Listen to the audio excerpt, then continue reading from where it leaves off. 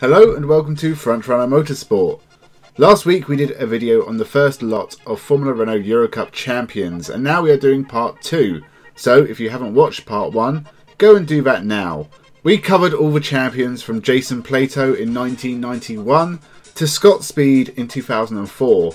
Now we are moving on to the latter half of the champions, from 2005 to 2020, when the series became the Formula Regional European Series. Remember to subscribe to the channel for more motorsport content, new videos every week from Formula 1 reviews to historic videos. Formula 1 is almost back and livery reviews and predictions will be out soon. With that said, let's take a look at the last 16 Formula Renault Eurocup champions. 2005, Kamui Kobayashi.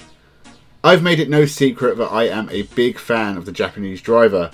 I have covered him on this channel numerous times. And now we get to do it all again. Kamui won the Formula Renault Eurocup in 2005, beating Michael Ammermuller, who has gone on to dominate the Porsche Carrera Super Cup Championship in recent years. Kobayashi meanwhile would find himself with Toyota in Formula 1 just 4 years later, proving to be a pain in Jenson Button's backside in 2009, before joining the Sauber team for a few years, getting a podium in his home country. He'd have a final disastrous year with Caterham in 2014, and has in the years since become a Le Mans winner and World Endurance Champion with Toyota. The man is just a star of motorsport and I am his biggest fan. 2006, Felipe Albuquerque.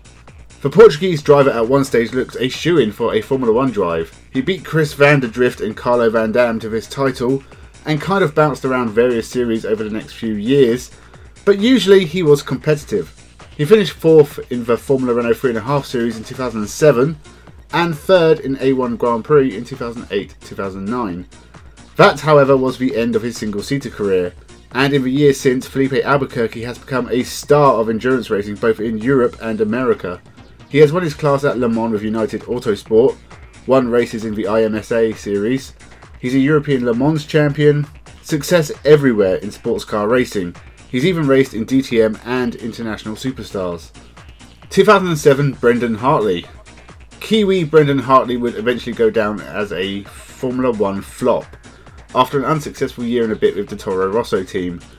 Outside of Formula 1 though, Hartley has been successful in many series. He may be more known for his endurance racing success, his 2 24 Hours of Le Mans wins with Porsche and Toyota, and his success in the World Endurance Championship as well as a win in the IMSA.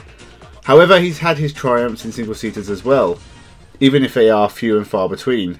He beat the forgotten John Lancaster to the Formula Renault Eurocup title, was pretty average in Formula Euro Series, Formula Renault 3.5 and GP2, somehow round up in Formula 1 and will forever be known as the driver Lance Stroll looks down on. 2008, Valtteri Bottas. Well, we definitely know what happened to Bottas. He won this title by 3 points ahead of Australian Daniel Ricciardo and ended up in Formula 1 pretty quick, after 2 Masters of Formula 3 wins and a GP3 championship win. After a few years and a smattering of podiums with Williams, he moved to Mercedes, which allowed him to take wins as the wingman to Lewis Hamilton. He helped Mercedes keep their stranglehold on the Constructors' title and took 10 wins. He has now left Mercedes for Alfa Romeo, and it's going to be interesting to see how he copes being back in the Formula 1 midfield. 2009, Albert Costa. After a couple of drivers who made it into Formula 1, we moved to a Spaniard who never got close. Albert Costa somehow managed to beat Techeetah's champions of Formula E, Jean-Eric Vergne and Antonio Felix da Costa. Why is Albert not racing in Formula E then? Well, Albert Costa would have a couple of decent, if unspectacular, years in the Formula Renault 3.5 Series before ending up in the Eurocup Megane Trophy, winning it in 2012.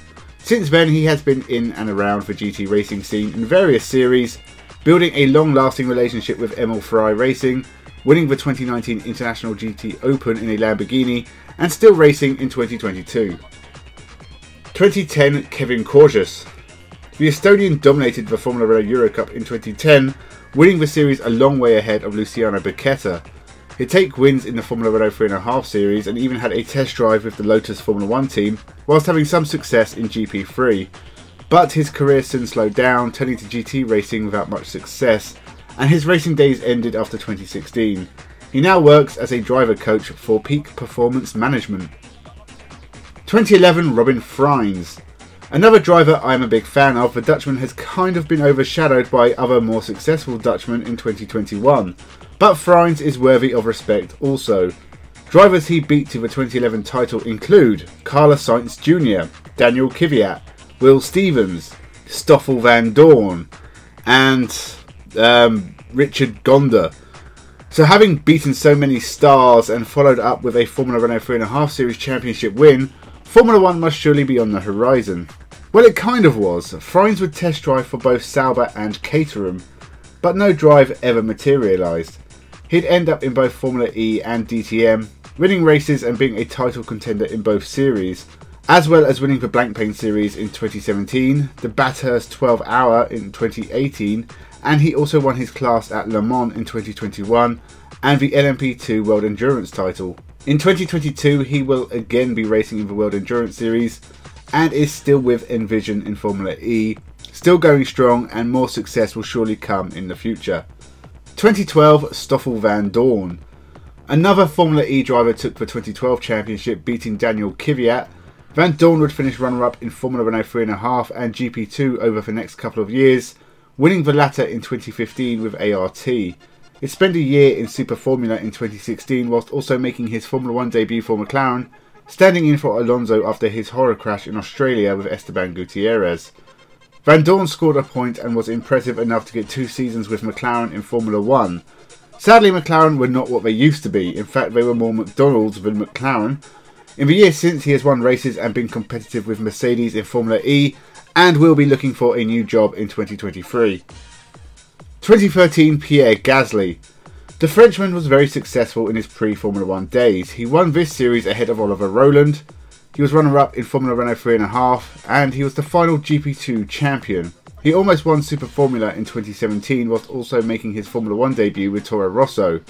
After a good season with Toro Rosso in 2018, he was moved up to the Red Bull team, but after a run of poor results was replaced by Alexander Albon and demoted back to Toro Rosso.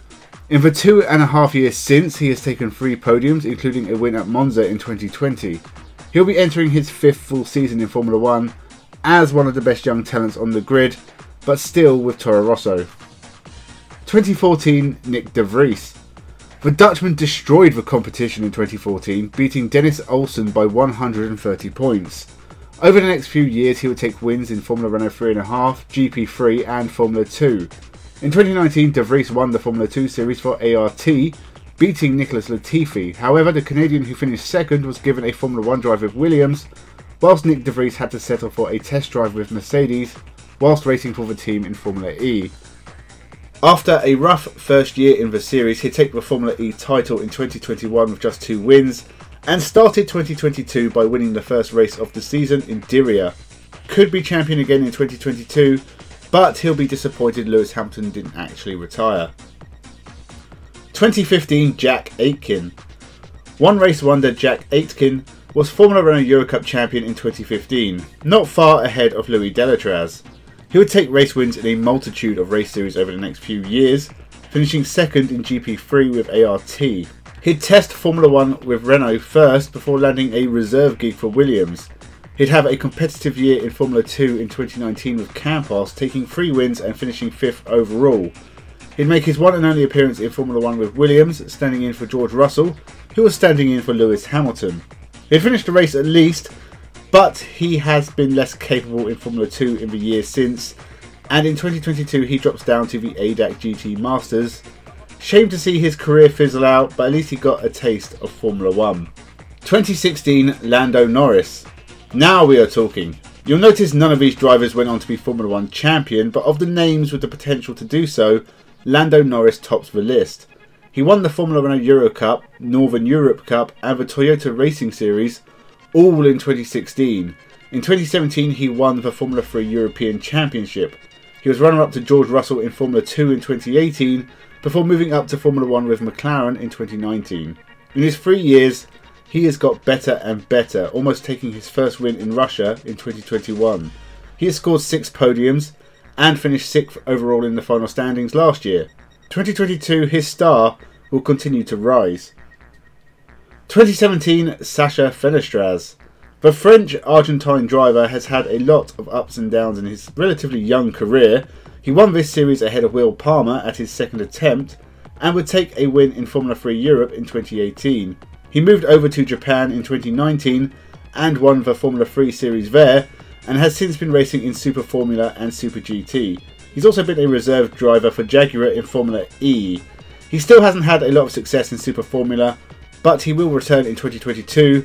Maybe this will be his year. 2018 Max Futrell. The young Brit has seemingly given up on his racing career, strange as he looked like a competent driver, beating a very talented Christian Lundgaard to the Formula Renault Eurocup. He'd have a couple of years in Formula 3 with ART and Hi-Tech, but hasn't been seen since 2020. He has got big on Twitch and works as part of Lando Norris's Team Quadrant esports / social media thing. I guess we may see him come back to racing, but it's a waste of talent to see him sitting on the sidelines. 2019 Oscar Piastri. The Australian beat Victor Martins and started his run of 3 championships in 3 years. In 2020 he moved to Formula 3 with Prema and beat his teammates to take the title there, before moving to Formula 2 in 2021 and beating the more experienced Guan Yu Zhou and Robert Schwartzman, took that title as well. It may have been too much too young though, because he doesn't have a race seat for 2022, instead sitting as a reserve driver for the Alpine Formula 1 team. He is incredibly talented, and when he does get to Formula 1, I reckon he could have one hell of a career. 2020 Victor Martins. The 20-year-old Frenchman beat Brazilian Caio Collet to win the final Formula Renault Eurocup championship. His career is still beginning, and he had an okay first season in Formula 3 with MP Motorsport, taking his first win and finishing 5th overall. He will be back in Formula 3 in 2022, this time with ART, and he is still part of the Alpine Academy. If he can keep up his high level of performance, he is another who could end up in Formula 1 in the future, probably alongside rival Oscar Piastri. So that was every Formula Renault Eurocup champion ever. If you enjoyed the video, subscribe to the channel. We cover all the motorsport from past to present, all with a smile on our face. Leave a like and tell your friends. Leave a comment down below. Who was your favourite champion? Thank you for watching, and have a good one.